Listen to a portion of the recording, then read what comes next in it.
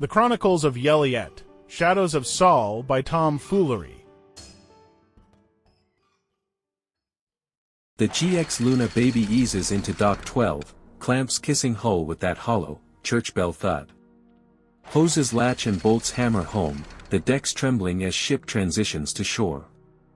This is where shore leave begins, 5 shifts of markets, card tables, and too much drink if you're lucky enough to afford it. Every credit here is tracked and carried in an individual's augmented reality nanocluster, used for personal identification, credit transfer, language translation to visual text, and much more depending on the tier level of the cluster. Most of the crew files out fast, hungry for the noise and neon, but I linger at the lock. My name's Yelliet, and no one waits for me. They don't have to.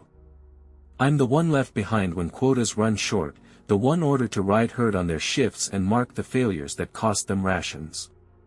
They glare like I'm the problem, like I chose the job instead of being handed it. I don't hate them for it. After lights out I crawl the ducts and spines, reworking their corners and welds so the overseers won't notice and cut anyone else's pay. Better for them and for me.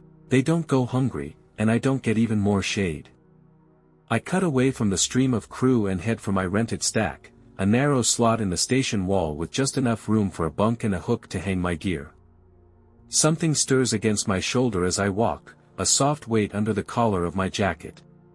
6 legs scrabble for grip, claws pricking lightly through the fabric, then a faint chirr settles the silence between footsteps. The only one who doesn't flinch from me.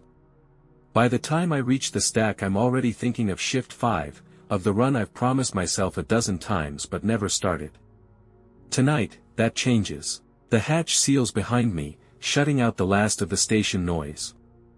I shrug off my jacket and he spills free, tuck, about the size of a golf ball, soft and damp against my palm. His translucent carapace glimmers under the berth light, 6 legs flexing as he steadies himself on the bunk rail.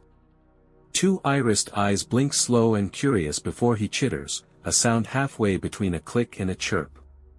Most days he rides hidden in my collar or my lunchbox, but here he stretches out, weightless as if the gravity barely notices him. Out there I'm cursed. In here, I've got him, and that's enough to steady the thought of what I'm about to attempt. I stretch out on the bunk, tuck warm against my wrist, and let my eyes trace the AR overlay in my cluster. My mother's marks still hang in the mesh, graffiti tags woven into impossible routes, wall runs and drops that no one sane would attempt. I wonder, like I always do, how she picked them, if she'd planned every stunt or just trusted the moment. The longest of them waits for me tonight, 6 steps along a vertical wall before the leap. I've dreamed it enough times to know the rhythm. Practiced it on ground level thousands of times, but this time I won't blink out. This time I'll start it, finish it, and sign my own name to the legend. Shift 5 settles like a hush over the station, the main corridor is drained of voices until only the strays remain, drinkers drifting, hustlers waiting, shadows moving where they shouldn't. I pull my hood low and slip out of the stack, tuck warm against my collar. The mesh hums with unsanctioned broadcasts, half illegal and half forgotten. A burst of dance music rattles from a club channel, then muttered prayers and oddities from some fringe cult. I keep scrolling until the sound softens, lofi tones, a heartbeat that isn't mine. The overlay shifts, shadows of old runners bleeding across the walls and scaffolds. They move like echoes, daring me to catch them. A flicker cuts across the mesh, at first I think it's just another ghost, an echo from an old route. But then she turns, solid where the others smear, her hood back just enough for me to catch the curve of a grin. She's already moving, toes on the rail like it's a balance beam, hair catching the spill of neon from the market signs below. The word slips out before I can stop it, wait. She laughs, sharp as the steel underfoot, and fires back, keep up, curb walker. Then she's gone, sprinting along a path that tangles with my mother's marks, daring me to follow. I don't think, I just go. Boots hit the rail she left behind, mesh shadows streaking ahead of her like a trail of fireflies. The air tastes sharp, metal and ozone, as I swing up onto the scaffolding and push for speed. She's quick, vaulting a vent stack and cutting down a service spine, her laughter bouncing off the steel. I chase harder, the old runs flickering in and out of view, Solera's tags crossing hers in broken flashes. For the first time in forever I'm not alone in the shadows, and it feels like flying. She cuts left through a maintenance spine, feet drumming on grating, and I follow, the mesh shadows spilling over us both like old film reels. A drop yawns beneath the next crossing, just a strip of pipe between towers. She clears it clean, arms wide for balance, and I match her step for step, lungs burning with the thrill. Neon bleeds through the gaps below, a reminder of how far we've climbed from the safe walks.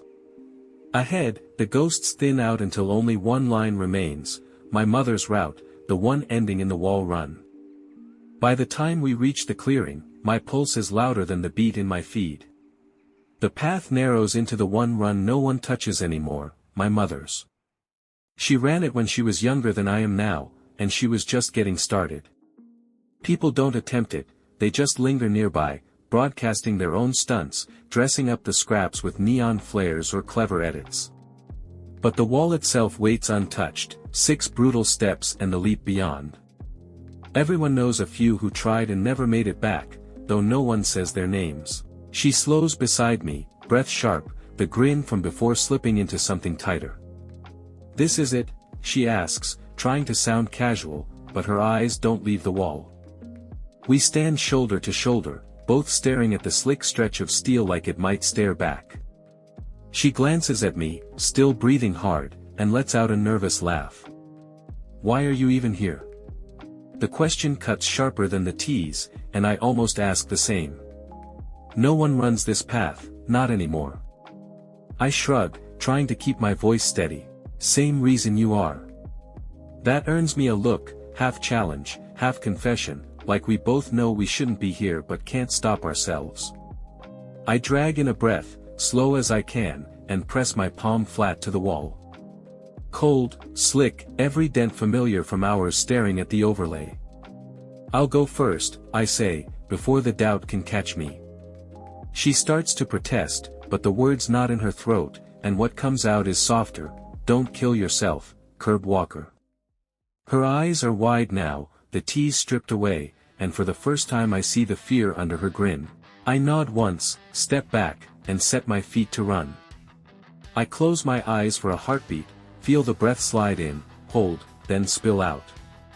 The rhythm I've drilled 1,000 times rises in me like a song, step, step, step, step, step, leap. Every sane part of me screams it can't be done, but that voice is already fading, stripped away with the air. What's left is sharp, clean clarity, the kind you only find staring down the edge of doom. I open my eyes, see nothing but the wall, and run. My boots slap the metal, each step clinging for a heartbeat before sliding off, gravity snapping at my heels. 1, 2, 3, momentum carrying me higher, 4, 5, the air tearing out of my chest, 6, the last desperate stride. Then I push off into nothing. The world drops away, station lights flaring beneath me like a scatter of stars. For an instant there's no weight, no curse, no past, just the leap, clean and perfect, exactly as I dreamed it. I hit hard, knees bending into a roll that rattles every bone but holds. There's no time to breathe. By the time I turn she's already on the wall, shoes hammering the same rhythm, 1, 2, 3, slipping on 4, clawing for 5. Her scream rips through the steel as she throws herself into the air, a blind leap driven by nothing but terror and the need to live. She's short. She knows it. I know it. My hand snaps out anyway, and against every chance in the galaxy I catch her wrist. All the world fades as my grip locks around her wrist, no neon, no ghosts, no station hum, only her weight dragging me toward the edge. My boots skid, metal screaming under them, and for a heartbeat I'm sure we'll both go. She's sobbing, raw and terrified, nails biting into my arm as she gasps, "Don't let go." I dig deeper than I knew I had, every muscle burning, and haul her up inch by inch until she crashes against me. We collapse onto the platform, both shaking, both alive. For a long moment we just lie there, breathless, laughter bubbling up between gasps like we've both gone mad. The terror's still in her eyes, but so is the spark of something else, relief, and maybe the start of trust. She squeezes my hand once before pushing herself to her feet, shaky but grinning again. Gravita, she says, offering her real name like a dare. Yelliet, I answer, my voice steadier than I feel. She nods, satisfied, and jerks her chin toward a hidden service hatch. Come on, curb walker. There's a shortcut back down. And just like that she's leading, and I'm following, both of us still trembling, both of us forever changed.